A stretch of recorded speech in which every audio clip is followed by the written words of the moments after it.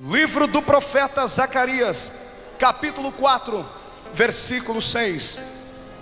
Enquanto os irmãos estão procurando este texto, eu quero aqui externar um testemunho. No ano de 1988, há 11 anos atrás passados, eu estava no meio dessa multidão como vocês aí estão. E eu me lembro até hoje que o pastor Gregório Chazuki do Rio Grande do Sul estava aqui ministrando a palavra de Deus. E ele estava fazendo a oferta missionária. E eu não tinha um centavo para entregar a Deus naquela manhã. E ele começou a oferta lá em cima, de carro, terreno, e veio abaixando. Quando ele chegou na última das ofertas, eu não tinha para dar. O meu coração balançou. Era um menino de 15 anos de idade que estava aqui e que desejava também a obra de Deus.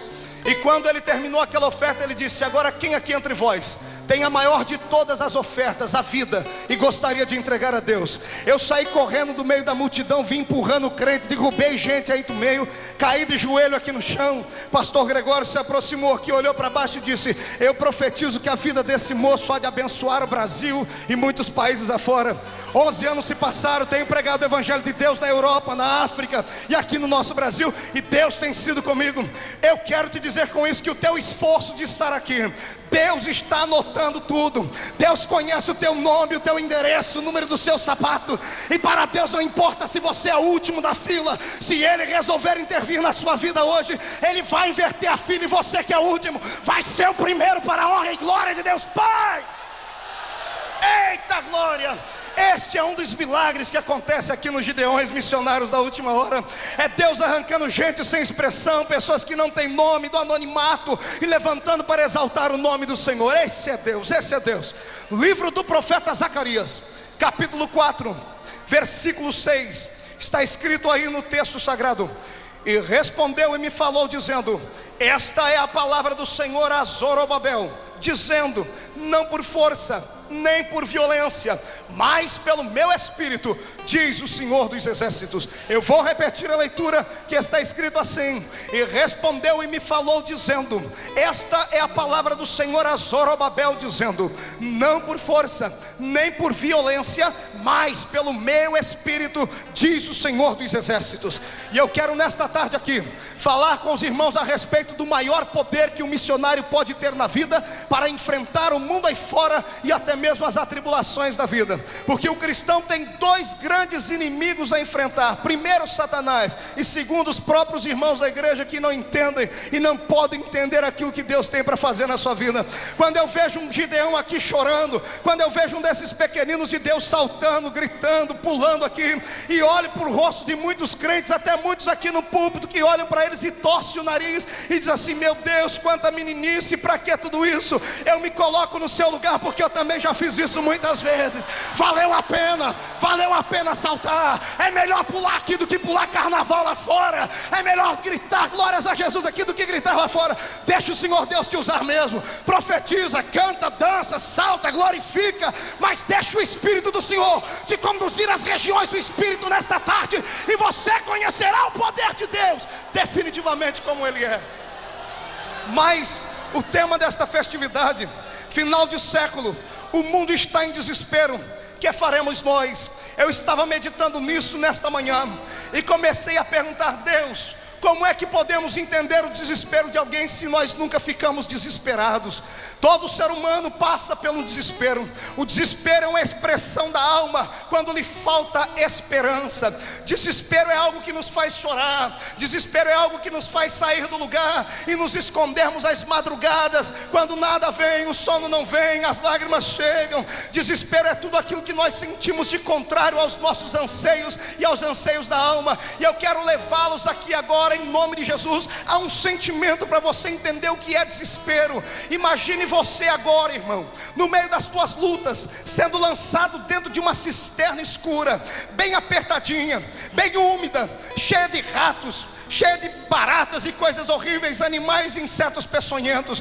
Imagine você jogado no fundo do poço, quando do seu lado esquerdo e lado direito nada tem para te fazer consolar. Você está jogado ali às traças, como que esperando a morte chegar, e o desespero vem, e você grita e ninguém escuta. Mas de repente você olha para cima, lá naquela luzinha que ficou do lado de cima da cisterna, e vê o vulto de uma pessoa chegando. E quando você vê aquele vulto de uma pessoa chegando, a primeira coisa que vai acontecer com você é alegria, porque a esperança começa a nascer. Há sempre uma luz no fundo do túnel, e todas as pessoas que olham para cima esperam um socorro que vem do Todo-Poderoso Deus dos exércitos. Mas imagine você que no meio da esperança, você olha para cima e grita àquele que lá está: por favor, jogue-me uma corda aqui. E a pessoa grita lá de cima dizendo: eu não posso, porque eu não tenho os meus braços, eu tenho os 2 braços amputados. Imagine o desespero, sabendo que a esperança bateu a porta, mas ninguém pôde lhe ajudar.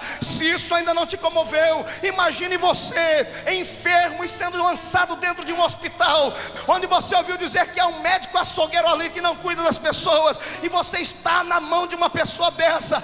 O desespero às vezes se torna maior. Imagine você com uma situação semelhante a esta. Imagine você perdido no meio de um caminho, como aqui em Camboriú muitas crianças se perdem. Já viu a expressão de uma criança quando se perde do pai? O desespero, o horror estampa no seu rosto, mas a alegria é quando alguém maior, alguém mais forte chega e toma ela pela mão, ele conduz até o pai e a mãe. Agora imagine você perdido no mesmo caminho e ninguém para te ajudar, e você olha à frente e vê uma pessoa. A alegria vem, a esperança vem, e quando você se aproxima dela, você descobre que a pessoa é cega, que não sabe o caminho também. Este é o desespero pelo qual o mundo passa. E eu quero te dizer que as pessoas que estão nessa situação, que estão dentro de cisternas, que estão enfermas e não conseguem que eles cure, que estão perdidas no meio do caminho, é o mundo que está aí fora. E infelizmente o homem que eu disse sem os braços aqui, o médico que não tem condição de curar, e o cego, não é o mundo lá fora. Somos muitas vezes nós, a igreja do Senhor Jesus,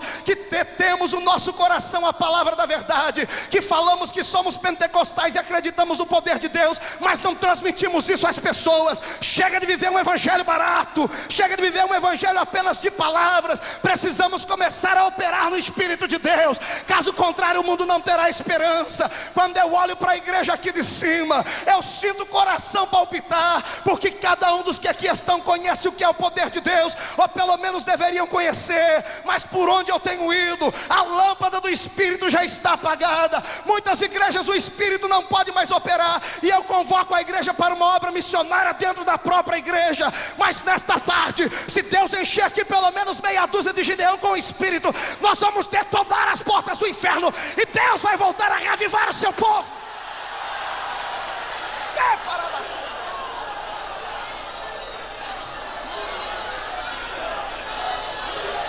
Deus está à procura de um missionário capacitado, de um missionário que detém a palavra da verdade nos lábios. Eu estive pregando no exterior, eu estava ouvindo o irmão falando aqui da Ilha de Páscoa, e eu me senti como ele está se passando lá. Quem já foi para o exterior para uma obra missionária sabe o que é isso.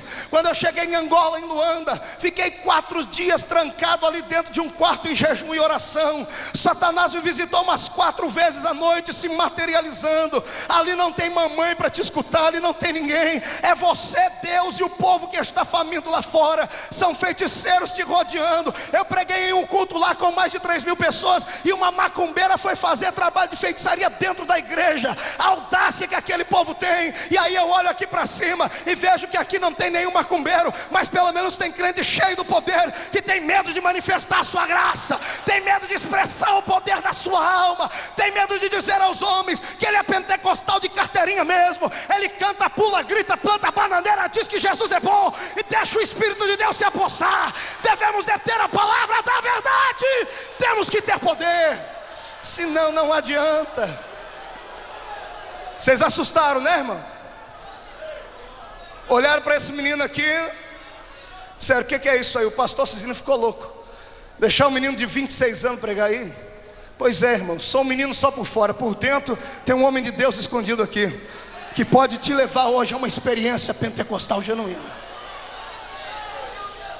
Mas existem 4 poderes, no versículo que li aí no livro de Zacarias, que estão escondidos atrás das palavras, que lutam para operar na vida de um homem. Quando o profeta diz, não por força, eu entendo aqui 2 poderes, não pela força moral, nem pela força intelectual. E aí ele vai ainda mais além, nem por violência, pela força física, mas pelo meu espírito, diz o Senhor dos Exércitos. São 4 poderes que lutam para dominar a vida de um crente: a força física, a força moral, a força intelectual e o poder de Deus genuíno, que é o poder do Espírito. E eu quero aqui navegar convosco nesses 4 pensamentos, e quero aqui que vocês prestem bastante atenção, porque Deus vai mudar a sua vida se você acreditar nessas palavras aqui. Deus vai romper com todas as barreiras que te seguram ainda. Deus vai fazer com que você enxergue o céu pelo lado de dentro. Se Deus fez na minha vida, Ele vai fazer com você também, irmão. Vai fazer com você também. Deus vai fazer com você também. Eu acredito nisso piamente. Muitos lugares que eu chego aí, as pessoas perguntam: Marco, vem cá, quem é o teu pai? Teu pai deve ser um pastor de uma igreja gigantesca. E eu tenho que dizer, infelizmente meu pai morreu há 2 anos atrás e aceitou Jesus num berço de morte. Aí pergunta: então a tua mãe deve ser uma daquelas mulheres de cabelo branco, joelho forrado de oração, diretora de um grande ciclo de oração. A minha mamãe nem aceitou Jesus ainda. Então você deve ter algum irmão que crê no Senhor Jesus e que é pastor. Ninguém na minha família é crente, eu sou filho único por parte de mãe. Aí as pessoas perguntam: então vem cá, como é que você conseguiu ser pregador? Como é que você conseguiu rodar o Brasil e foi parar no exterior? É simples. Um dia desses falaram: você deve ter algum costa quente. Eu falei: tem, irmão. O meu costa quente, ele tem a costa quente, o pé quente, a mão quente, os olhos quentes. Ele é o Espírito de Deus, é o Espírito do Senhor que é o meu empresário. Quer me contratar? Conversa com Ele. Quer ser como eu? Receba a presença dEle aí. E vamos botar para quebrar aqui, crente. Vamos tirar o pé do chão, vamos adorar Jesus. Vamos deixar o Senhor se manifestar. Mas vamos lá. O primeiro poder que luta para dominar a vida de um missionário é o poder físico. O que é o poder físico? É aquele poder que você tem aí nessa estrutura óssea, carregada por essa carne bonita, que se transforma no seu corpo. O poder físico diante da Bíblia Sagrada, ele tem quase nenhum valor. O poder físico, ele apenas nos faz, diante dos homens, sermos um pouquinho respeitados. É claro que um homem de 2 metros de altura como o irmão Evaldo bota muito mais medo de alguém do que um tampinha como eu, né, irmão? Porque se tamanho fosse dinheiro, eu servia só para troco, né? Mas graças a Deus, e quando Deus olha para alguém, Ele não olha para o tamanho da pessoa. Deus não está importando com como está a sua condição física. Hoje em dia nós vivemos na era da geração saúde. É todo mundo indo para as academias para secar celulite de cá, gordurinha extra de lá. E eu confesso aos irmãos que até eu tenho um aparelhinho daquele que faz assim abdominal em casa, porque ninguém é de ferro. Quem não quer perder barriga, quem não quer ficar esbelto para poder dar uns pulinhos no púlpito e pregar, não é verdade? Mas eu quero dizer a você que esse poder físico para Deus nada adianta, ou quase nada não adianta. Porque Deus, quando olha lá do céu para cá, Ele não olha para esse invólucro humano. Deus olha para dentro da sua alma, e é a sua alma que conta diante dEle. Tu precisa ter nessa tarde é a unção da graça, do poder espiritual que pode mover a sua vida. Senhoras e senhores, Satanás não tem medo de homem e mulher que faz academia. Satanás não tem medo de homem e mulher que malha o dia inteiro. Satanás começa a temer sim aqueles que frequentam a academia do Espírito de Deus. A academia do Espírito de Deus tem uma aeróbica diferente. É assim, nós podemos levantar a mão, levantar o pé e gritar glória a Jesus, que isso é muito bom. Na academia do Espírito, você não recebe músculo nos braços, mas você recebe um calo no joelho. E Satanás tem que correr mesmo de quem tem calo no joelho, porque a obra missionária é feita assim, com homens e mulheres de oração que detêm o poder da verdade na vida. E se você não é um homem desse, nem uma mulher dessa, ainda está, você pode entrar conosco aqui. O Espírito Santo é o melhor professor de academia espiritual que eu conheço. Ele vai te levar para um monte, depois ele vai te levar para o deserto, e é lá que Ele vai moldar o seu corpo. O seu corpo físico para nada se aproveita. Eu quero dizer a você aqui, meu amado irmão, minha amada irmã, jovens que estão me ouvindo, que têm a mesma idade do que eu, o seu corpo não foi feito para ser vitrine de exposição para os homens e mulheres aí fora. O seu corpo foi feito para ser templo da verdade, do Espírito Santo do Senhor. É para isso que o corpo do crente serve. Tua boca não foi feita para maldizer fazer ninguém, a não ser para glorificar o nome do Senhor Jesus Cristo e falar em línguas estranhas. É para isso que serve o teu corpo, é para isso que o teu corpo serve. Então, em nome do Senhor Jesus Cristo, permita o Espírito de Deus se apossar de ti. Houve homens na Bíblia que se estribaram em cima do seu poder físico. Um deles se chamava Sansão. Sansão por várias vezes brincou com Deus, e em uma de suas brincadeiras, a mulher que havia seduzido Sansão disse: olha, os filisteus vêm contra ti. E Sansão se levantou numa boa, olhou para cima, esticou os braços e disse: tudo bem, os meus bíceps estão preparados, hoje eu já levantei alguns pesos, como sempre eu vou vencer os filisteus, porque eu tenho força física. Mas a Bíblia Sagrada diz que quando Sansão se levantou, ele não sabia que o poder do Espírito de Deus havia se afastado dele. Irmãos amados, o maior poder que nós podemos ter é o poder do Espírito. Eu conheço muitos pastores, e um dia desse preguei numa igreja de um deles, que olhou para os irmãos e disse assim: olha, irmão, se a minha palavra não resolver, o meu braço resolve, porque eu sou crente, mas meu braço é braço de nordestino. Eu quero dizer a você, irmão, que para mim não importa se tu tem sangue de europeu, de nordestino na veia. Para ser um cidadão do céu, para ser um missionário do Deus vivo, tem que ter o sangue de Jesus Cristo na veia, para poder sim, fazer alguma coisa. Quer tirar uma queda de braço com Satanás? Tire, mas tire debaixo da unção e da graça de Deus, senão não adianta, você vai ser derrotado, você vai ser derrotado.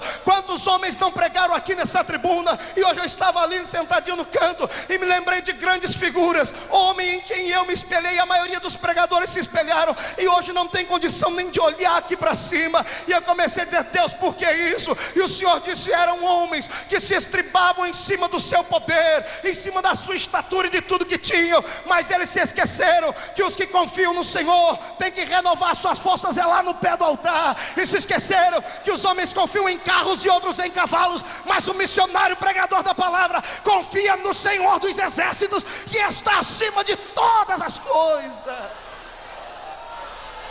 O poder físico para nada adianta, missionário.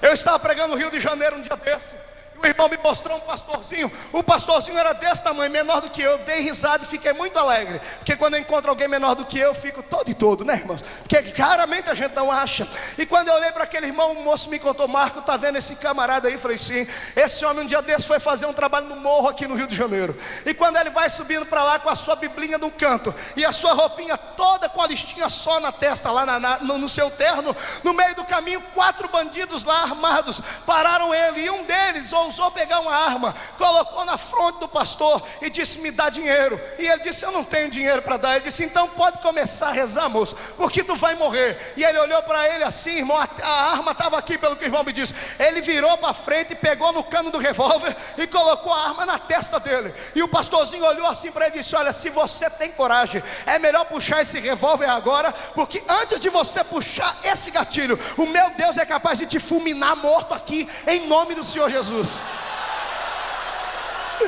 Aleluia! E todo mundo começou a rir dele. Os bandidos falaram: gente, vamos deixar esse crente louco embora. Olha, o homem está falando besteira, enfrentando a gente com um cano de ferro desse na mão. Um camarada é doido, é crente de Bíblia mesmo. E lá vai o irmãozinho dando glória a Deus, dizendo: Deus, eu enfrentei os homens e venci, né? Aí um dos bandidos ousou mexer com ele, e disseram assim para ele: ei, crentinho, olha lá, e o seu Deus vai te defender. Ele disse que quando ele olhou para trás assim, irmãos, irado porque eles haviam zombado dele, quando ele viu os 4 bandidos lá, o lugar foi tomado de anjos de Deus. E um homem lá catou, ele viu quando um anjo de Deus catou pelo cabelo daquele bandido que estava com a arma na mão, e o anjo gritou com ele: mata agora ou depois? E ele disse: não, Senhor, não precisa matar, eu vou ganhar eles para Jesus. Eu sei que muita gente não acredita nisso, mas crentes lá do Rio de Janeiro sabem o que é isso.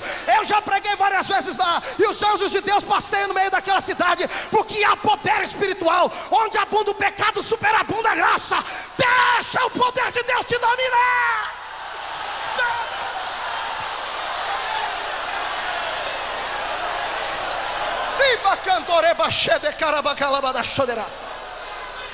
E não adianta ficar me olhando com esse olhão seco parecendo coruja, não. Que é isso mesmo, irmão. Crente para ser crente, Gideão para ser Gideão, tem que ter fogo dentro da sua buzina, tem que ter fogo aí dentro do seu cântaro, tem que ter fogo nos olhos, fogo nos pés. Receba em nome de Jesus mais poder, se você acredita nisso. Tem que ter poder, irmão. Tem que ter poder. Tem que ter unção divina. missionário Gideão, pastores, temos que ter unção divina. Muitos pastores se perguntam por que os Gideões conseguem arrancar tanto dinheiro do povo.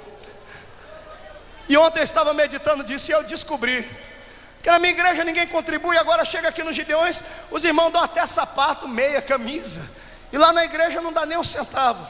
E eu descobri isso ontem à noite, porque eu fui comer aí num restaurante e eu vi que quanto mais cara a comida, mais gostosa ela é. E semana passada eu comprei um marmitex desse de R$1,99, irmão. O cheirinho estava bom, sabe? Mas quando eu dei uma mordida, veio 2 cascalhos de pedregulho que quase me quebrou os dentes. E eu comecei a entender. Sabe por que ninguém contribui na sua igreja? Porque você dá uma comidinha ralé, uma comidinha simplesinha, uma comidinha de R$1,99. Aqui no Gideão não, o povo aqui só come comida 5 estrelas. Aqui o restaurante de Jeová vem quentinho lá do céu.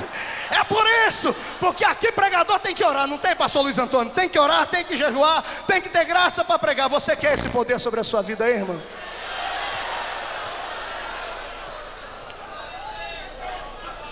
Eu cheguei em Londres para pregar na Inglaterra, ali em Kensington, e o pastor que me recebeu lá no aeroporto de Londres olhou para o meu tamanhozinho assim, mas falou: é você que é o pregador? Eu falei: por quê, pastor?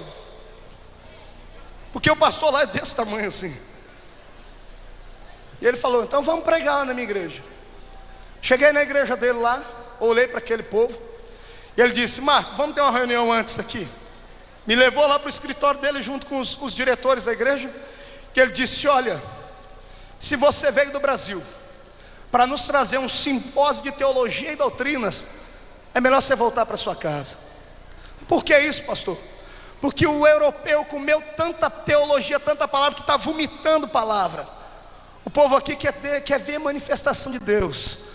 Quando você prega, Jesus batiza com o Espírito Santo. Por quê? Porque se Jesus batizar com o Espírito Santo, você vai poder pregar. Porque há 10 anos Jesus não batiza aqui.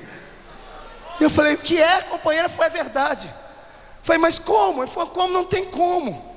O dinheiro, o europeu é rico, o europeu tem muitas posses. Cheguei em Portugal para pregar na igreja em Aspuja, ali do lado de Lisboa, mesma coisa. Fui pregar no púlpito, o pastor me chamou do lado e disse assim, só que ele foi mais na carne, né? Ele disse: irmão, o irmão vai pregar, o irmão é brasileiro, nós conhecemos brasileiro, né? Brasileiro tem sangue latino, pula, grita. Os europeus não, os europeus são mais fechados, os europeus são um povo mais clássico, os europeus são um povo mais estudado, o europeu fala 3, 4 idiomas, e o meu povo aqui, eles ouvem bastante, eles não são muito de se expressar. E eu peguei o microfone para pregar. Quando eu olhei para aquele povo, o Espírito Santo falou: meu filho, isso não tem nada a ver com o europeu, não tem nada a ver com estudo, isso aí tem a ver com a frieza do Espírito. Se eles abrirem o coração, eu faço. E eu comecei a pregar igual os evangelistas do Brasil pregam. Sabe como é que prega evangelista da Assembleia de Deus do Brasil? Pula, grita, faz de tudo, acontece, profetiza, sai correndo no meio do povo. O povo ficou tudo assustado. Aí Jesus batizou 44 pessoas com o Espírito Santo na igreja. Aí o pastor português olhou para mim e disse: meu amigo, onde foi que você aprendeu a batizar o povo com o Espírito Santo? Eu caí na risada. Eu falei: irmão, eu estou em que igreja? Assembleia de Deus? Sim. Falei: quantos crentes tem a Assembleia de Deus de Portugal? Ele me disse: 15 mil membros de costa a costa. E eu falei: meu Deus, 15 mil membros é o que tem o meu campo lá no interior de Ribeirão Preto, onde eu congrego. E eu falei: em Portugal inteiro. E ele disse: Marco, nós estamos aqui debaixo de frieza. Os pregadores de fogo que chegaram aqui, os pastores colocaram no banco. Lá não pode se profetizar. E os crentes que profetizam foram colocados no banco. Aí depois ficam dizendo: não, é que as coisas mudaram, é que a Igreja Universal chegou lá e tomou conta. Não é nada disso. É que falta o Espírito de Deus na vida de todos. O Espírito Santo já não tem mais liberdade. O Espírito do Senhor não pode levantar mais um profeta que eles mandam calar a boca. Mas eu quero dizer a todos os gideões missionários aqui: se todos aqui neste ano saírem daqui com o propósito de serem uma atalaia na casa de Deus, vão começar a pôr fogo no Brasil inteiro. Vão começar a pôr fogo no Brasil inteiro. E Deus vai abençoar.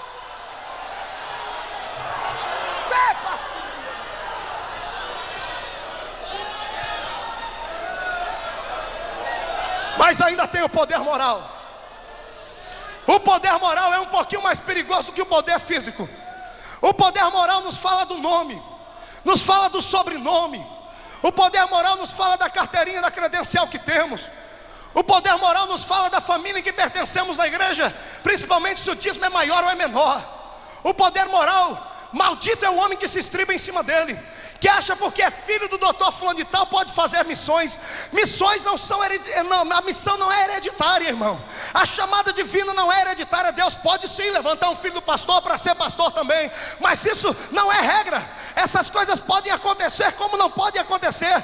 Ninguém aprende a ser obreiro, missionário, nem pastor atrás de uma mesa. As pessoas aprendem a ser isso no meio do povo, e principalmente se for um povo pentecostal. Se não for, não adianta. Nós precisamos nesta hora final tomarmos a nossa bandeira da fé e levantarmos por esse Brasil inteiro e tirarmos os ditadores que têm barrado a unção do Espírito de Deus. Eu sei que isso aqui pode custar o meu pescoço, mas eu tenho que dizer, porque um dia eu estava pregando uma igreja dessas aí, e o filho do pastor foi me atender, e ele me levou para uma igreja, me apanhou no aeroporto. Quando eu cheguei na igreja, uma igreja rica, bonita, toda encarpetada, eu falei 15 minutos e ele me mandou sentar. E eu disse: por quê, irmão? Ele nem conversou comigo. Na noite o co-pastor dele lá chegou em mim e disse: olha, você quer continuar pregando aqui? Eu falei: quero. Então anote aí o que você não pode pregar na minha igreja. Eu falei: mas como é que é exatamente? Você não pode falar isso. Não podia profetizar, irmãos, não podia gritar, não podia sair fora do microfone ali, não podia deixar o Espírito me revelar. Eles tinham que ver o esboço da minha mensagem antes. E eu falei: irmão, e se eu não fizer nada disso? Ele disse: olha, ele mandou você sentar, agora ele vai te mandar embora. Me deu uma tristeza na alma, irmãos. E eu falei: meu Deus, essa não é a Assembleia de Deus que eu nasci. Eu sei que eu nasci numa cidadezinha do interior lá em Orlândia, e o meu povo está aí por meio espalhado. É uma cidadezinha pequenininha. Não, eu fui crescido na Vila Tatu da minha cidade, de roupinha rasgada, mas a minha igreja era cheia de fogo, tomada na unção do Espírito. Deus tinha liberdade de operar. Eu fui para o quarto de hotel aquele dia injuriado. Eu falei: Jesus, já que não tem jeito, eu vou entrar no ritmo do pastor, porque itinerante que não prega o que o pastor quer, depois ninguém nunca mais convida e ainda fecha a agenda pra gente, né? Só Jesus para guardar. No outro dia eu olhei, acordei de manhãzinha e falei: vou pelo menos aproveitar o café da manhã no hotel, né? Quando eu cheguei no café da manhã, tinha uma mesa lá com um tal de café colonial, irmão, que eu nem sei o que é isso. Lá em casa é só pãozinho com manteiga e um pouquinho de café. E eu fui lá e coloquei uma mesa, enchi, falei: pronto, Jesus, eu não prego na igreja, mas pelo menos vou comer bem. Quando eu fui orar para comer, irmãos, o Espírito do Senhor falou no meu ouvido: você não lembra o que te aconteceu ontem? Falei: lembro. Então volta para o quarto para você orar e jejuar. Volta lá para o quarto.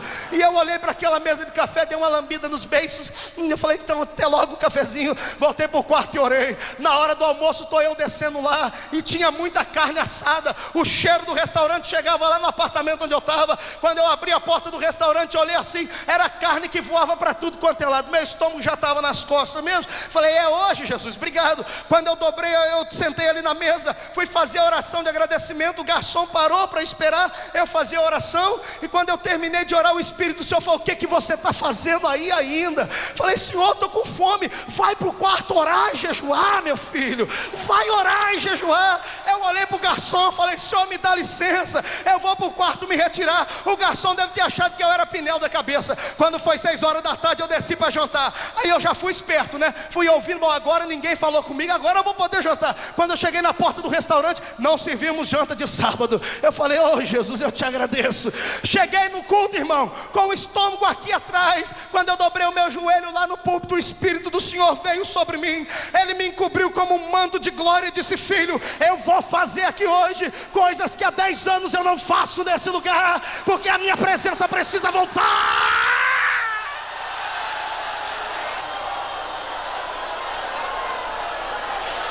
O que falta na nossa vida é poder de Deus, é unção e autoridade de Deus.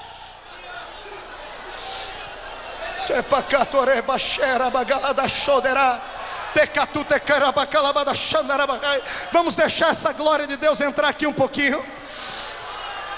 Foi quase 3 horas de apresentações, homens falando. Vamos deixar o Espírito Santo falar um minutinho aqui. Todo crente, levante a sua mão direita agora comigo. Senhor Deus, é só para quebrar o gelo, Pai. Onde houver uma mão direita levantada, toca nele com uma brasa de fogo tirada do teu altar. Libera sobre nós a tua glória.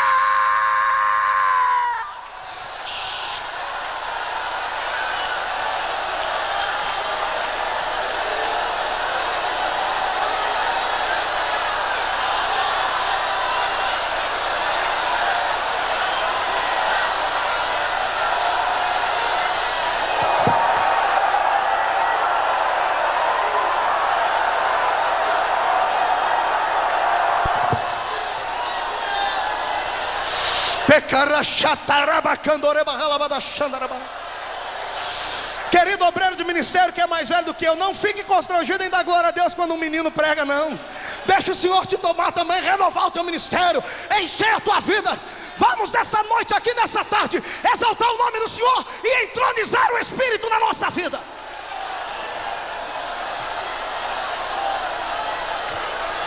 Oh, aleluia. Escute-me aí mais um pouquinho. O poder moral rouba da pessoa a presença do Espírito, porque ele se estriba em cima do seu conhecimento. E há um exemplo claro disso no livro de Atos dos Apóstolos, no capítulo 19, quando um homem chamado Cefas, um certo sacerdote principal ali dos judeus, ele tinha 7 filhos. E esses seus 7 filhos, a Bíblia diz que eles eram profetas de carteirinha, encomendados, profecia por encomenda. E esses 7 moços, eles se estribavam primeiramente porque eram filhos de um sacerdote. Eles achavam, porque eram filhos de sacerdote, podiam profetizar, podiam expulsar, podiam fazer obra missionária por engano. E Deus nunca aprovou isso. Deus nunca aprovou isso. Existem muitos filhos de Eli por aí, Ofni e Finéias, que jogam para o ar com as 2 mãos o que os pais custaram com 2 joelhos no chão para conquistar. Eu conheço isso e você conhece também. Tem crente que viajou 3.000 quilômetros para vir aqui, porque lá na igreja dele ele não tem liberdade. É por isso que chega aqui, ele pula e faz o que tem que fazer. E se eu fosse você, eu faria a mesma coisa, irmão. Faria mesmo. Eu faria a mesma coisa. Lá estão os 7 filhos de Cefas, e eles partem para cima de um homem endemoniado. E a Bíblia diz que quando eles chegam perto do endemoniado, eles fazem 3 coisas. Primeiro, eles olham para o endemoniado e dizem assim: ei, atenção aí, seu demônio miserável. Primeiro, nós vamos aqui imitar um grande pregador da época que se chama Paulo. Eles olham para ele e dizem assim: olha, demônio, nós te esconjuramos pelo Deus de Paulo. E eu aprendi aqui o primeiro erro dessas pessoas que se estribam em cima da sua família, do seu nome. São pessoas que muitas vezes não são uma voz diante do povo, são ecos de outras pessoas. E eu sou aqui capaz de dizer aos irmãos que admitir que eu já fui um desses. Eu já fui um menino que imitava os pregadores, e eu achava que não era errado, porque eu gostava de ver. Inclusive existe um que quando eu vejo ele pregar aqui, eu quase babo. É o pastor que pregou ontem à noite, pastor Gilmar Santos. Eu oro por ele, Deus abençoe. E quantas vezes eu não imitei Gilmar Santos? Eu falei para o pastor Luiz Antônio que eu ia dizer isso aqui. Quantas vezes eu não imitei o pastor Gilmar Santos? Quer ver, não é assim que ele pregou? Meus amados irmãos, deixa eu ver. É assim, não é? Eu fazia também. Agora pergunta para mim se acontecia alguma coisa quando eu pregava. Irmão, em vez de cair um poder na igreja, caiu uma tristeza na igreja.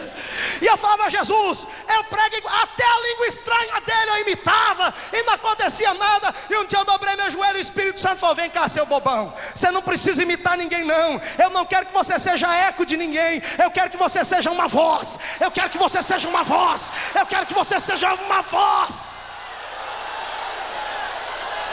Uma voz. Deus quer que você seja uma voz. E eu dizia: Deus, eu não tenho tamanho de pregador, eu não tenho padrinho, eu não tenho nem voz de pregador. A minha voz é uma verdadeira taquara rachada. E o Senhor disse: mas você tem a minha presença, e a minha presença faz a diferença. A presença do Senhor faz a diferença. A presença de Deus faz a diferença. Eu gostaria que hoje você entendesse isso. A tua vida é igual a vida de um caranguejo. Tu só anda de lado, só sabe imitar os outros. Você não pode continuar assim. Você tem que ser uma voz.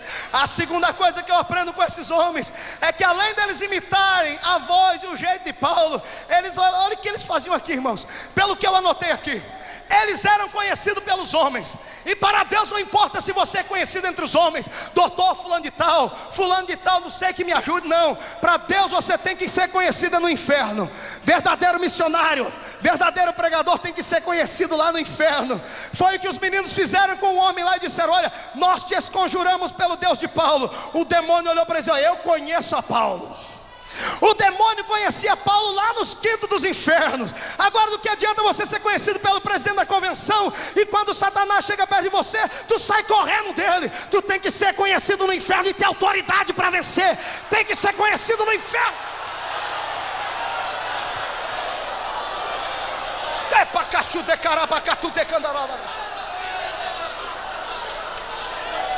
O dia que eu fui embarcar para a África, eu fiquei 6 dias no Rio de Janeiro para o consulado me liberar o visto, porque o raio do cônsul lá, ele era macumbeiro.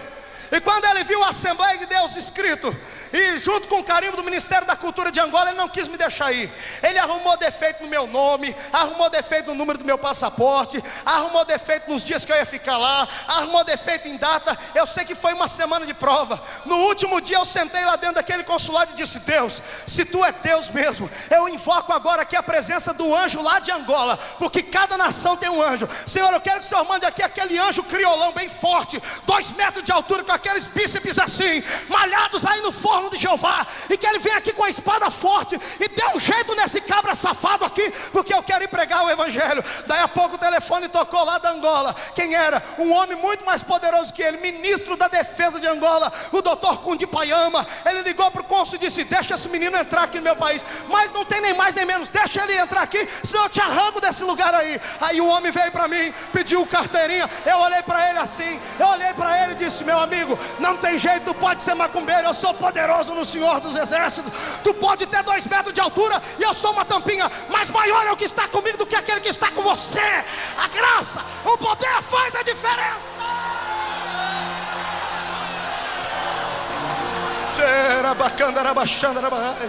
Quem você pensa que é, irmão? Tu está achando que você é o quê? Gideão, missionário da última hora, tu está achando que você é o quê? Está achando que você é só mais um desconhecido no meio da sociedade? Você é muito mais do que isso. Vós, ministros, sois muito mais do que aquilo que vocês pensam. Eu tenho, meu ministério é pequeno, é novinho, tem 3 anos que eu prego. Há 3 anos atrás, eu era o pior diácono da minha igreja, eu batia até em criança. Só o sangue de Jesus. Meu pastor está aí para o meio, ele que sabe disso. Minha esposa está ali, quando eu falo isso, ela baixa a cabeça e fica vermelhinha. É verdade, eu não tenho medo de admitir o que eu fui, porque a minha vida pode ser um espelho para a tua. Aí eu fui pregar lá no estado da Bahia. Preguei 22 dias lá em Salvador. Quando eu estou vindo embora de avião, cansado, arrebentado, pregava de manhã, de tarde, de noite. Cadê os baianos? Tem baiano aí? Oh, gente, esse povo é bom, viu, irmão? Esse povo faz vigília, ora, vai para o monte, que coisa tremenda. E eu fui lá no meio desse povo, só que lá eles arrancam o couro, queima a gordura, quebra os ossos. Eu preguei todo dia, de manhã, de tarde, de noite. No último dia eu estava chamando Jesus de Genésio já, não aguentava mais. Eu entrei dentro do avião da Varg e sentei lá e me entreguei à fraqueza. Chegou um cidadão perto de mim, mais bonito que o Reuel, assim, muito mais bonito que você, fortão. O homem usava um cabelão assim, grisalho, e ele passava aquele negócio que as irmãs usam para endurecer o cabelo, tal do gel, é aquele negócio lá. O homem chegou e sentou perto de mim, mas ele veio todo granfino, irmão, e eu sentadinho no meu canto. Ele olhou assim para mim e falou: você me conhece? Eu olhei para ele: eu não conheço o senhor não, me desculpe. Quando pensei comigo, por que devia conhecer? E ele falou: então me dê licença que eu vou me apresentar. O homem foi lá, ficou em pé no corredor do avião, olhou para mim, ele deu uma arrumada assim na cinta dele, para lá e para cá, passou a mão naquele cabelo e disse: eu sou ministro do Tribunal Superior do Trabalho aqui em Brasília. Eu olhei para ele e fiquei sem saber o que dizer. Falei: não, eu sou presidente do Sebrae do estado da Bahia. Não queria me dizer nada. Aí ele falou: eu sou presidente do Comércio e Indústria do estado da Bahia inteirinho. E eu só olhava para ele. Ele falou: eu sou médico de ouvido e nariz e garganta, o tal do otorrino. Eu achei como estava falando em língua estranha comigo. Otorrino.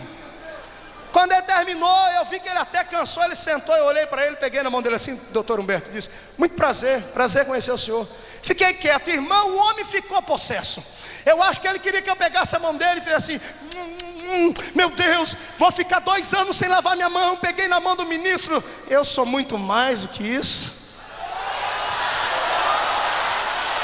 Fiquei no meu canto, aí a pouco o homem injuriou, olhou para mim: mas vem cá, rapaz. Gente, quem é tu, rapaz? Quem é você? Eu olhei assim para ele e falei: agora é minha vez. Fui lá no corredor do avião. Todo baixinho é invocado, irmão, não mexe com baixinho não. Deu uma arrumada na minha calça assim. Olhei para ele, não precisei passar a mão no cabelo, porque o cabelo já é duro. Eu olhei para ele assim e falei: doutor, eu também sou ministro. Ele olhou para mim, deu uma risada, uma gargalhada. Eu acho que ele está rindo por quê? Você é ministro do quê, rapaz? Por que esse rostinho de neném aí? Eu falei: doutor, eu sou ministro do Evangelho de nosso Senhor e Salvador Jesus Cristo.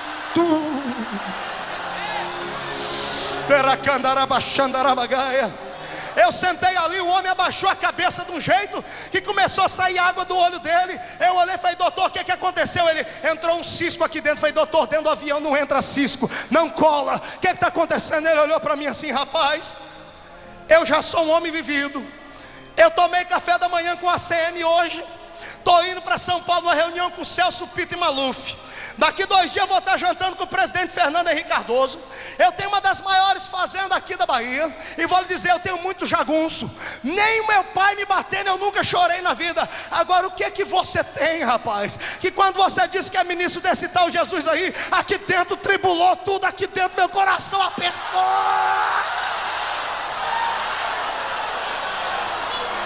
Eu olhei para ele assim, eu falei: doutor, eu tenho uma coisa que o presidente da república não tem, deveria ter. Eu tenho uma coisa que nem o Bill Clinton lá dos Estados Unidos, que diz que é evangélico, não tem, porque não acredita em evangélico que te leva uma vida de adultério infame. Eu tenho uma coisa que nem o senhor tem. Eu disse: o que é? Eu tenho o Espírito Santo de Deus na minha vida, e o poder dele faz a diferença.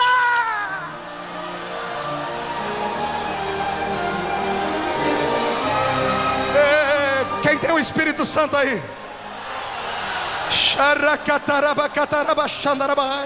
Se você tem o Espírito Santo, abraça o Espírito aí.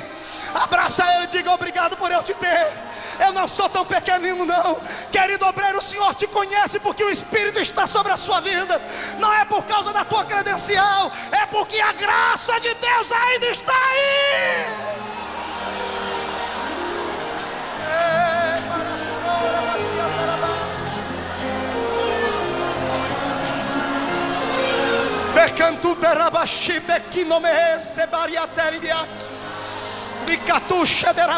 É isso que o Espírito faz.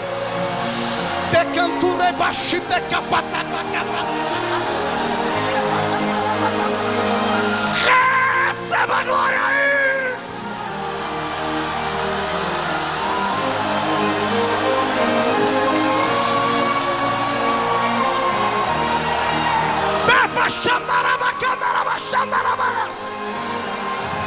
Tu pode ser o menino.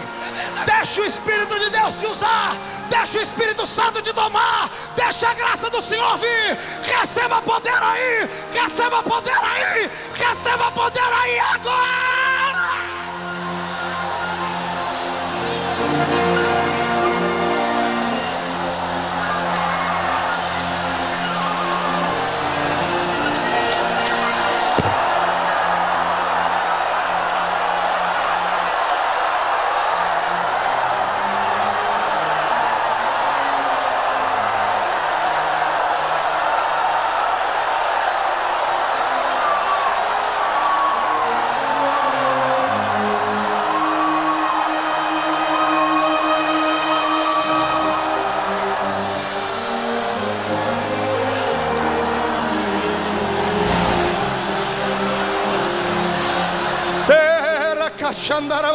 Eu estou com a vontade de orar para Jesus colocar sapato de fogo no pé desses crentes aqui, irmão. Deixa o Espírito de Deus se apossar de você. Deixa as pessoas olhar para você do jeito que elas quiserem. A Assembleia de Deus só é a Assembleia de Deus por causa da ação do Espírito. Gideões só é Gideões porque a graça e o poder estão aqui. Missionário só é missionário porque a presença do Espírito está aí.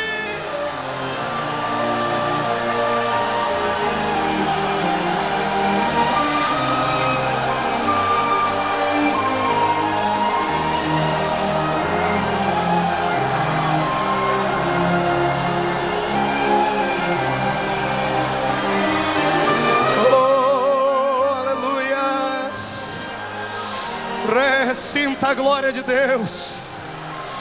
Foi para isso que você veio aqui, os Gideões. Sinta a glória de Deus. Obrigado pela manifestação dos pastores. Obrigado, pastor Nilton. Fogo puro em Lages. Novembro estamos lá pregando em nome de Jesus. Aleluia. Sentem mais um minutinho, senhores.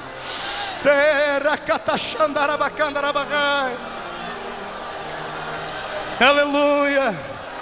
Oh glória.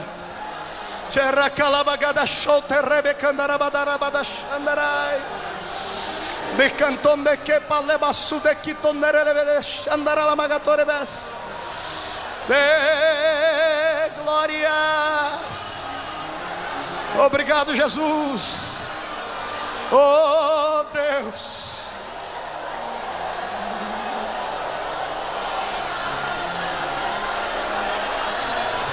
Ainda existe o poder intelectual.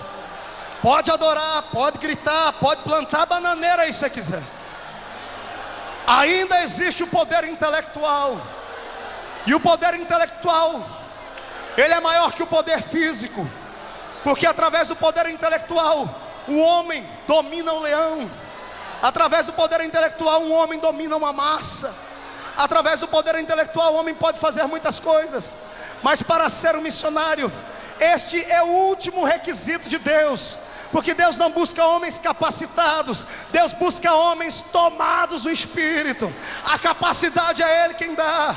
Foi o que olharam para o apóstolo Paulo um dia e disseram: vem cá, que faculdade foi que você estudou para falar tão bonito? E Paulo disse: eu, quando fui ter convosco, não fiz em sublimidade palavras de sabedoria humana, mas tudo o que aconteceu foi por mera vontade de Deus, porque eu fui ter convosco em demonstração de espírito e poder. O que faz a diferença é o poder. Sem o poder não adianta. Quer ver? Vai aqui um aviso aos cantores. Já viram que tem cantor que sobe aqui, canta um hino, e você até conhece o hino, mas não acontece nada na esfera espiritual. Agora sobe outro, canta o mesmo hino, e parece que o céu vai cair dentro da igreja. O que faz a diferença não é a voz, o que faz a diferença é o Espírito que está em nós. É isso que faz a diferença. É isso que faz a diferença. Aleluia. Deus eterno. Temos que ter o Espírito. A intelectualidade humana não leva o homem a muitos lugares. A intelectualidade humana pode te levar lá do outro lado do mundo, mas jamais te levará ao cumprimento das missões que Deus quer realizar. Deus precisa de crentes que entreguem a sua vida, que tenham desejo e não tenham medo de deixar o Espírito tomar conta deles. Eu vim agora de um congresso em Curitiba. Cadê os paranaenses aí?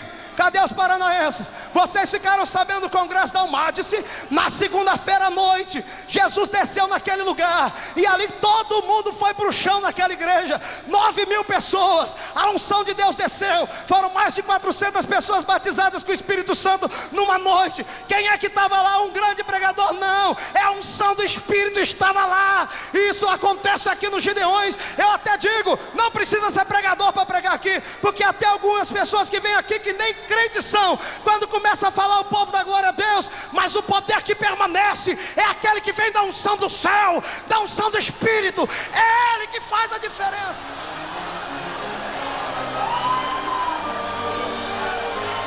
Assembleia de Deus, olhe para mim.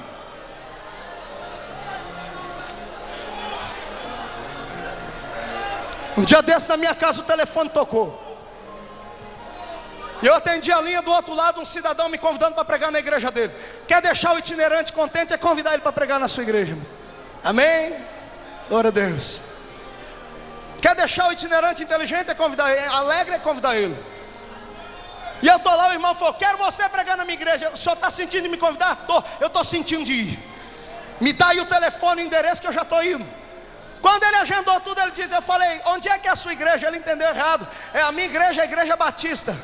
Calma aí, renovada? Não, batista tradicional. Eu falei: mas o senhor ligou para o homem errado. Ele falou: não, você não é Marco Feliciano da Assembleia de Deus. Eu falei: sou eu. Então liguei para o lugar certo. Eu falei: não, o senhor ligou para o homem errado. A sua igreja não é aquela? Foi essa mesmo, é aquela que não pode dar glória a Deus. Mas o que o senhor quer que eu vou fazer aí? Me falaram que no seu currículo você pula, grita, planta bananeira, interpreta, fala em língua estranha, sai correndo no meio do povo, diz que Jesus é Deus. Eu quero você pregando. Eu falei: por quê? Porque eu estou cansado da geladeira da minha igreja. Eu quero ver o meu povo pegar fogo também. Eu falei, é isso mesmo? Aí eu falei, eu fui mais na ferida, né, irmão? Eu falei assim, companheiro, espera aí.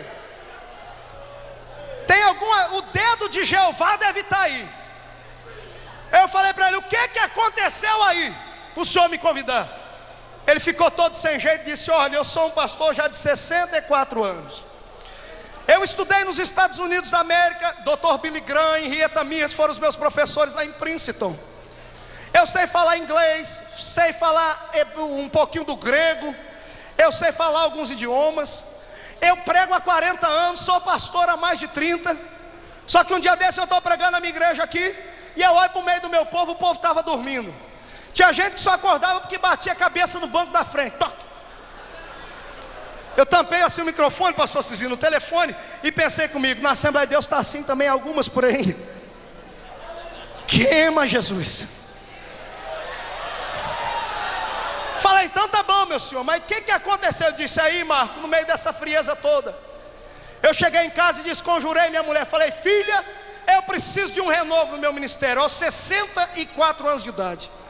E ele dobrou o joelho e falou, Deus, eu preciso de um renovo na minha vida. E ele, com toda a intelectualidade dele, não conseguiu levar um povo ao avivamento. Aí deixou a intelectualidade de lado e colocou o joelho no chão. Aí Jesus atendeu ele. Ele falou que dormiu aquela noite. Quando ele dormiu, apareceu uma visão. Um homem de branco com um giz na mão. E o homem começou a escrever na lousa umas palavras. E ele olhou para aquilo e acordou assustado. Quando ele acordou na casa dele, a mulher dele disse, o que foi? Ele disse, eu tive um pesadelo. Ele sonhou com um anjo e teve pesadelo. Foi lá para a cozinha dele, bebeu água gelada, voltou assustado, dormiu de novo. Quando ele dormiu, o anjo estava no mesmo lugar, com giz na mão, cruzado. E aí, agora podemos ir? Ele falou, mas ir aonde? Você não pediu uma renovação? Pedi, então é isso que Deus vai te dar agora. Ele falou assim, não tem jeito de sair fora. Ele disse, agora não dá mais, você já entrou dentro. O que é que eu tenho que fazer? O anjo disse, primeiro você tem que aprender a falar essas palavrinhas aqui. E o anjo começou a escrever na lousa. Ela falou, Marco, eu entendo várias línguas, mas aquilo lá eu não entendia não, rapaz. Eu olhava para aquilo, a língua dobrava, eu fazia biquinho e não saía. Aí eu falei, me ajude aí. Aí o anjo começou a soletrar, e ele começou a falar. E foi Marco, quando foi lá pelas madrugadas, eu acordei sentado na minha cama, chorando, falando o raio das línguas que os crentes da Assembleia de Deus falam.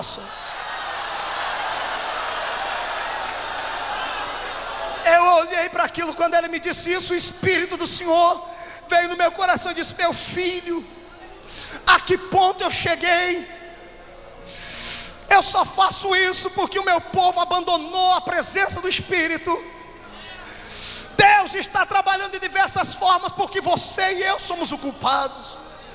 Muitos aqui têm medo de expressar sua liberdade no Espírito, e muitos não podem ser dignos nem de ser chamados de pentecostais, porque existem 3 tipos de pentecostais. Existem os pentecostais que vivem no Pentecoste só na teoria, já leram na Bíblia sobre o Pentecoste, já viram alguém falar em línguas, já viu alguém profetizar, mas nunca teve uma experiência na vida. Existem aqueles pentecostais que vivem no Pentecoste da saudade. Eles só se reúnem, irmão, como foi bom aquele ano dos Gideões. Lembra 300 anos atrás, quando a irmã Manuela teve aquela visão? Você está pior do que o primeiro. Crente não pode viver de Pentecoste atrasado. Crente não pode viver de Pentecoste de palavras. Crente tem que viver o Pentecoste na experiência, na prática. É no dia a dia, é falando, é sentindo, é gritando, é exaltando o nome do Senhor.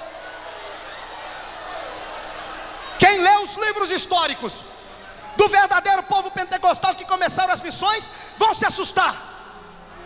Eu li um livro um dia desses de um grande homem chamado Smith Wigglesworth.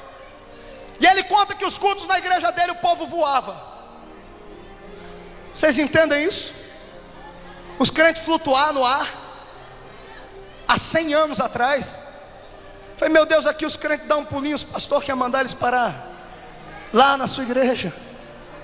Eu queria ver Jesus fazer crente voar aqui hoje.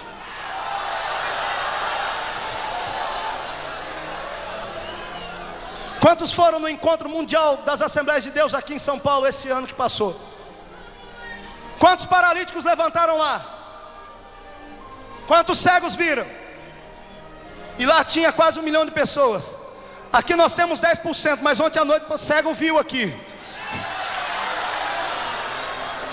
Fazem-se reuniões pentecostais, mas o Espírito não tem liberdade. São troca de favores. Vem pregar o doutor fulano de tal do outro lado da Ásia, da Europa. O sangue de Jesus Cristo tem poder. Precisamos de homens tomados e inflamados na graça.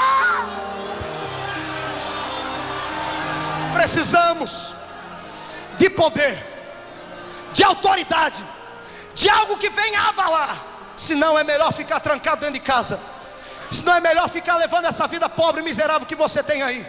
Querido obreiro do Senhor que veio aqui a Camboriú, leve essa unção para sua casa, lá para a sua igreja.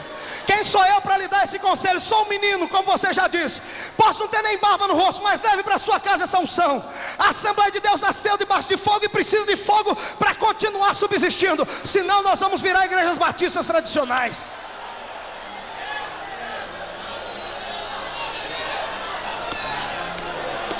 Agora tem o último poder. Eu falei do poder intelectual, do poder moral, eu falei do poder físico. Agora eu quero falar do poder espiritual. O poder espiritual. O poder espiritual ele se dá de duas formas, ou para o bem ou para o mal. Existem três dimensões conhecidas pelos homens. É a dimensão do espírito humano, é a dimensão do espírito do diabo e a dimensão do espírito de Deus. Cada um opera em sua própria dimensão para fazer aquilo que lhe convém. Deus está na sua dimensão, criando e guardando a terra.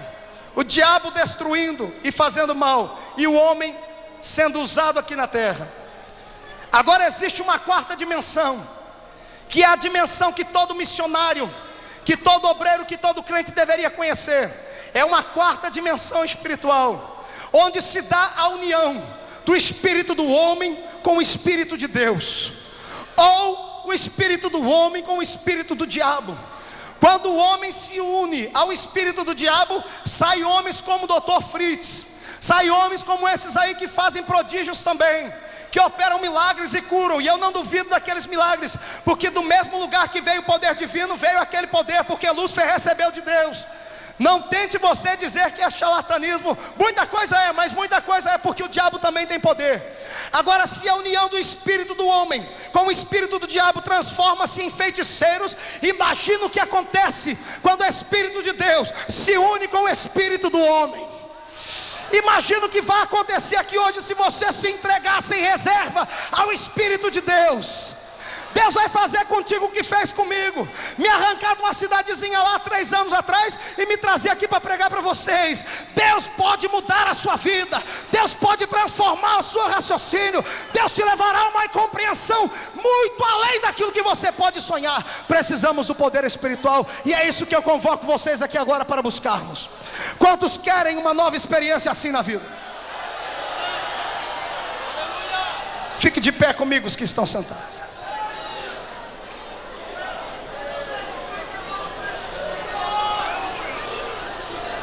Na última cruzada que nós tivemos ali em Luanda, com mais de 15 mil pessoas no meio da rua, o governo, que não queria me deixar entrar no país, mandou representantes lá para filmar, porque paralíticos levantaram, cegos viram e surdos ouviram.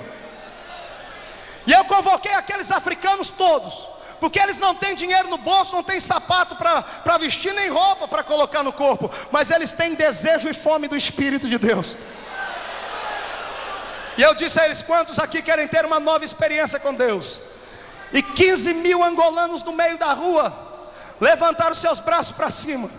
E o que Deus fez ali, só a eternidade vai revelar. O culto começou às 2 da tarde, era 10 horas da noite. Estava todo mundo no meio da terra, ao ar livre. Eles batiam os pés no chão, a poeira subia de cá, a glória descia de lá. Pastor Francisco me ligou esses dias: sabe para onde é que aqueles africanos estão mandando missionário? Para os Estados Unidos da América. E eu falei: mas como pode, pastor? Vocês não têm dinheiro. Ele disse: nós não temos dinheiro, mas nós temos uma nova experiência do Espírito que você nos ensinou. Estamos indo para a América pregar o Evangelho. Vocês querem uma nova experiência com Deus? O que você tiver na mão, vê se tem jeito de colocar no banco aí. Pastores também.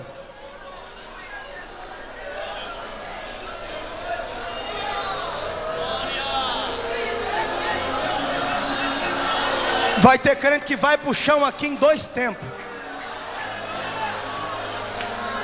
Pessoas aí do lado de fora do ginásio se segurem, porque a graça da unção de Deus vai vir sobre ti. O poder de Deus virá sobre esse ginásio aqui agora, como sempre vem, mas hoje ele vai vir de uma maneira diferente aqui. Todo Gideão missionário, levante as suas 2 mãos para o alto abertas. Abra suas mãos. Pastores,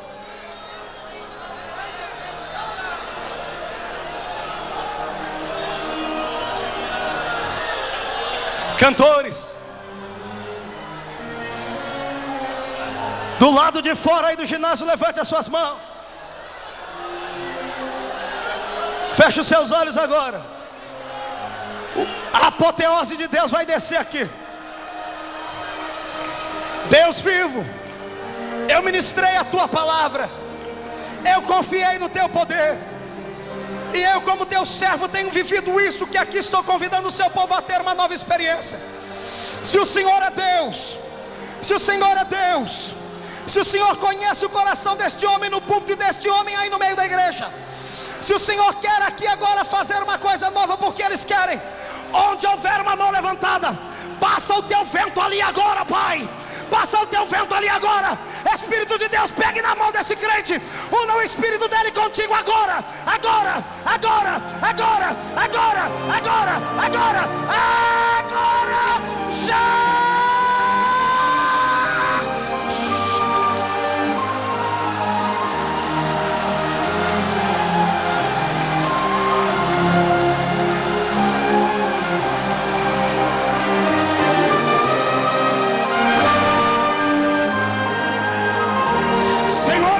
Do púlpito, mais alto as suas mãos. Se tiverem humildade para receber a oração deste menino, Deus vai honrar. Senhor, derrama o teu poder aqui nesta tribuna agora. Agora, agora, agora, agora, já.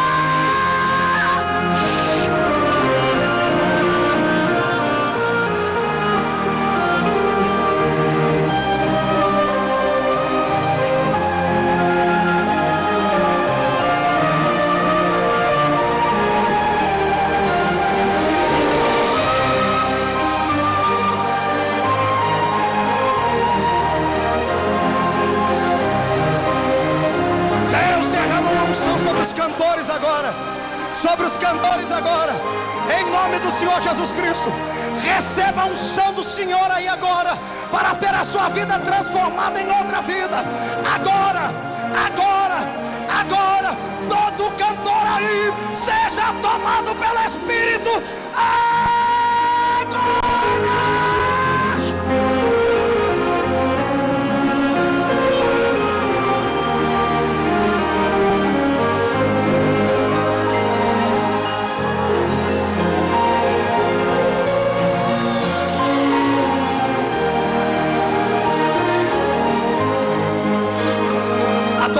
Adore, adore, adore, adore, adore ao Senhor. Quer marchar, marcha. Quer pular, pula. Quer gritar, grita. Deixa o Senhor te tomar. Entre na dimensão do Espírito. É o poder espiritual que interessa. É o poder espiritual que interessa. Vocês aqui na frente, recebam mais poder aí também agora. Já!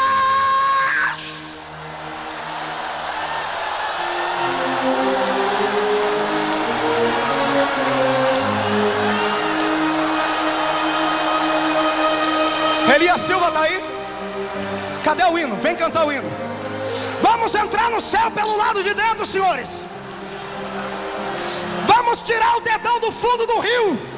Vamos tirar o dedão do fundo do rio. Vamos deixar o Espírito nos fazer navegar. Vamos nadar na graça.